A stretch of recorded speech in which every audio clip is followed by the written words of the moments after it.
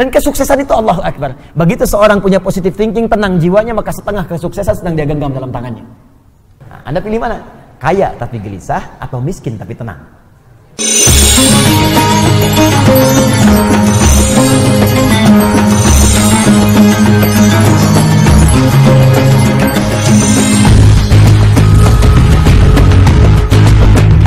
Qad aflaha man zakka.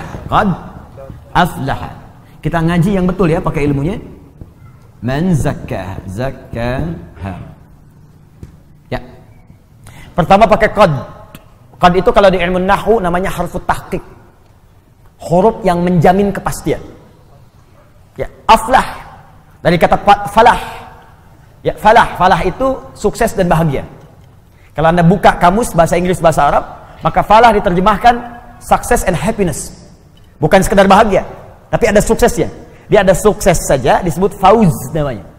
Disebutkan derivasinya dalam Al-Qur'an 29 kali. Ya, ada faiz, ada fauzan, faizah, fauzi, itu sukses. Ya, fauzi, orang yang diharapkan sukses dalam hidupnya. Walaupun belum tentu bahagia. Ada faiz. Kalau bahagia saja, farah namanya. Farah. Orangnya farhan, perempuannya farah. Kalau ada yang namanya farhan, artinya orang yang diharapkan bahagia selama hidupnya. Bahagia, walaupun belum tentu sukses. Nah, Anda pilih mana? Kaya tapi gelisah atau miskin tapi tenang? Miskin tapi tenang. Oke, di antara yang kedua selalu ada alternatif yang ketiga.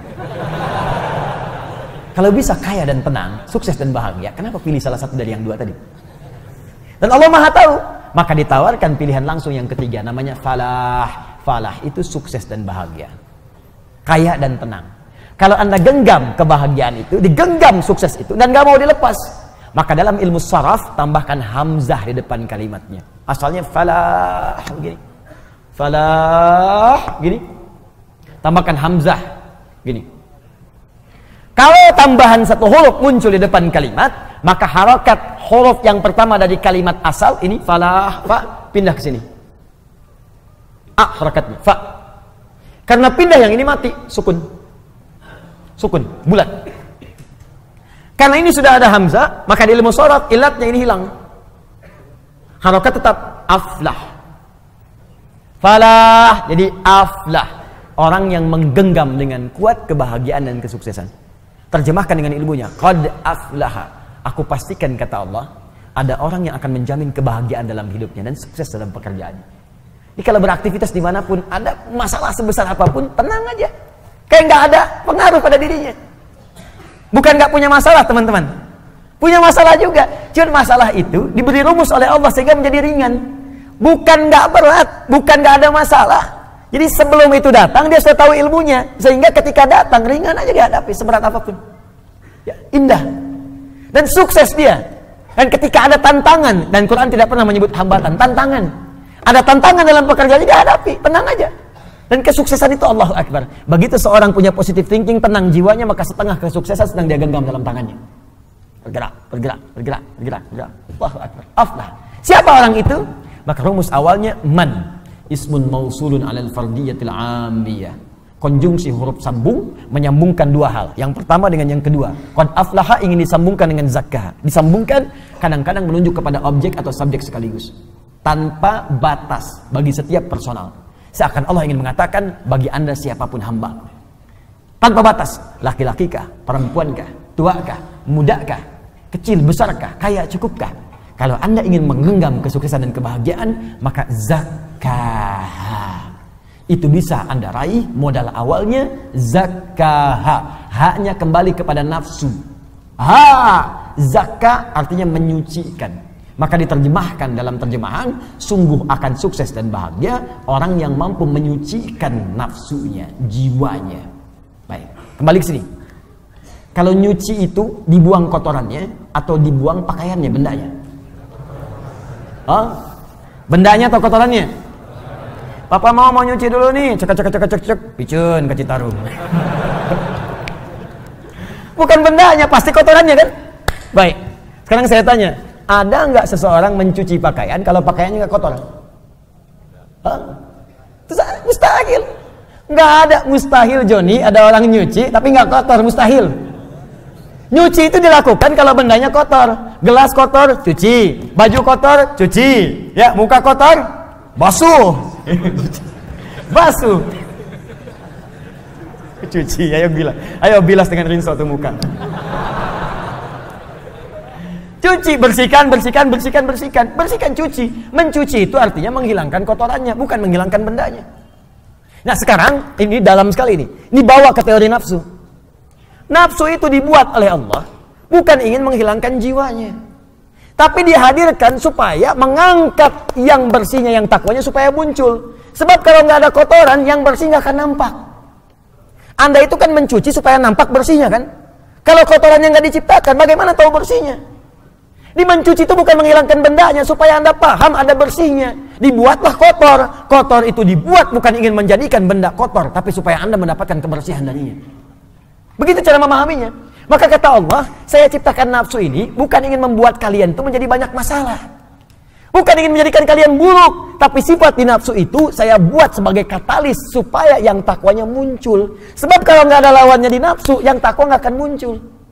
Bagaimana ketahuan sabar kalau nggak ada marah? Nggak ada hujan, nggak ada angin, nggak ada geledek, nggak ada petir, tiba-tiba marah aja. Gara-gara maneh yuk. Mustahil ada begitu, pasti ada pemicunya dulu. Ya, kalau Anda ingin mengangkat jujur, mesti ada bohong. Maka bohong diciptakan bukan untuk menjadikan manusia pembohong, tapi supaya jujurnya nampak. Sebab kalau nggak ada sifat bohong, jujur nggak akan kelihatan. Kalau nggak ada sifat ria, yang tawadu nggak akan nampak. Kalau nggak ada sombong, sifat rendah hati nggak akan nampak. Makanya diciptakan sombong, bukan ini menjadikan manusia sombong, bukan. Makanya ketika Qarun sombong, oleh Allah dicela. Buka Quran surah 28 ayat 76 sampai 77 itu. Inna Qaruna kana min qaumi Musa fabagha alaihim. Qarun itu termasuk kaumnya Musa, sombongnya luar biasa. Bagha, sombong dengan harta. Togha, sombong dengan kedudukan. Ingat, indah bahasa Arab itu. Togha, sombong dengan kedudukan. Makanya Fir'aun ketika disebut sombong, kalimatnya pakai togha. Idhab ila fir'auna innahu togha. Tapi Qarun, bagha. Inna Qaruna kana min qaumi Musa fabagha alaihim. Bagha dengan harta. Kalau tidak disebutkan siapa orangnya langsung, kapan kejadiannya, ini menunjukkan kejadian tersebut akan terjadi lagi di masa depan dengan tokoh yang berbeda. Fir'aun bukan nama asli, tapi gelar yang melekat kepada Raja Mesir. Faraoh, bahasa Arabnya Fir'aun. Ini menunjukkan ada potensi kesombongan jika melekat pada kedudukan. Maka hati-hati. Ada ilmunya, kelola itu supaya tidak sombong. Kalau Anda sombong, kata Allah, telat. Sudah ada Fir'aun sebelumnya. Harta juga begitu, ada potensi kesombongan jika melekat pada harta. Contohnya Qarun. Qarun sombong, hartanya banyak. Disebutkan di Al-Quran, wa inna mafatihahu latanu bil usba. Sungguh kunci-kunci berangkasnya saja kalau dipikul oleh bodyguardnya beratnya luar biasa. Bodyguard kemana-mana, bukan ngawal orangnya. Bawa kunci berangkas, bukan buat pamer doang. Mana-mana, 8 orang, 10 orang mangkat begini. Pikulnya berat, cuman kunci berangkasnya aja. Saya sering tanya ya pada beberapa kawan, Anda kalau punya berangkas satu tuh, kuncinya di-upload, tuh dipublikasikan atau disembunyikan? Disembunyikan tuh. Oh, kalau di-upload dipublikasikan, Anda celaka sendiri. Kunci berangkas saya, besok udah selesai. Qarun tidak, saking banyak hartanya, bukan cuma di-upload, dibawa kemana-mana. Nih kuncinya nih, mau nyuri-nyuri aja, nih ada bodyguard berat bawa kuncinya. Qarun, hartanya sekarang masih dicari. Mau kemana Pak? Saya sempat tanya. Ke laut Pak, ngapain? Cari harta karun. Harta karun masih dicari. Sombong dengan harta, bagha, ditegur oleh Allah. Apa jawaban Allah? Wabtaghi fima ataqallahu daral akhirah wa la tansa nasibaka minad dunya. Hai Qarun, saya titipkan harta ini bukan untuk sombong. Kelola itu. Tepis kesombongan, arahkan supaya engkau tawadu beramal dengan hartamu. Kalau ada orang sekarang baru punya Ferrari 1 sudah sombong. Cuma dipanasin malam, balapan sama taksi, bolak-balik gaya doang. Telat. Kalau ada yang begitu datang bawa Ferrari cuma buat sombong bilang, Pak, telat. Kasihan kalah sama Qarun. Khasabna, datang likuifasi, dilipat semuanya. Maka kembali ke sini, perhatikan baik-baik. Jadi ternyata rumusnya begini. Rumusnya paling cepat seperti nyuci tadi. Diciptakan, dibuat yang kotor ini bukan menjadikan diri kita penuh dengan masalah dan supaya berulah, tidak, tapi supaya menjadi katalis supaya yang baiknya muncul. Ini poinnya. Sebab kalau nggak ada yang ini nggak akan muncul. Dan cara menyikapinya sederhana. begitu muncul di hadapan kita sifat yang jelek, maka cepat cari lawannya yang baik. Cuci. Cuci itu artinya datangkan yang bersihnya, yang kotornya tutup. Jadi kalau ada teman Anda misalnya marah-marah pada Anda, apa lawan marah? Sabar. Maka ketika dia marah, kita sabar. Itu yang dimaksud dalam ayat Al-Quran, idfa' billati hiya ahsan. Jawab setiap keburukan yang sampai ke kita dengan responnya lebih baik.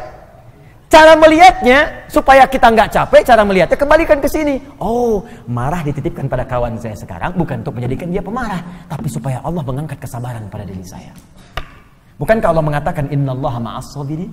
Sungguh Allah bersama orang sabar. Bukankah kalimat pertama dalam Al-Quran bagi para penghuni surga dari malaikat adalah kalimat sabar? Quran surah ke-13 ayat 23-24. Salamun alaikum bima sabartum. Selamat Anda telah sabar saat di dunia. Namanya sobirin, dicela oleh kawan, marah-marah. Marah diciptakan bukan ingin membuat dia marah, tapi supaya sabar saya terangkat. Mungkin itu cara Allah mengabulkan doa Anda.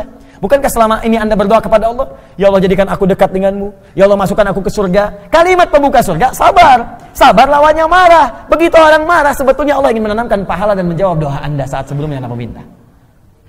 Jadi kalau ibu di rumah bu, suami pulang tiba-tiba marah, berbahagialah ibu. Karena marah diciptakan bukan ingin membuat suami jadi pemarah, tapi supaya mengangkat kesabaran dalam diri ibu.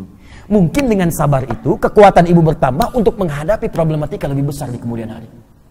Jadi kalau di hari itu ibu belum lulus, bagaimana menghadapi tantangan lebih besar di kemudian hari? Ada masalah di depan yang lebih dahsyat lagi, perlu kekuatan lebih. Kalau pada yang ini aja Anda gagal tidak bisa melewatinya, bagaimana bisa mengatasi persoalan yang lebih besar di kemudian hari? Itu prinsipnya. Ya begitu ada suami datang marah-marah, Masya Allah, Alhamdulillah, sabar. Kamu senyum lagi, kenapa? Sabar. Alhamdulillah Pak, saya yakin, Mama yakin, Papa itu bukan pemarah. Emang? Iya. Maafkan ya Pak, kalau memang marah itu dari Mama yang salah. Semoga Allah muliakan kita, mengangkat kesabaran kita semua. Indah, selesai.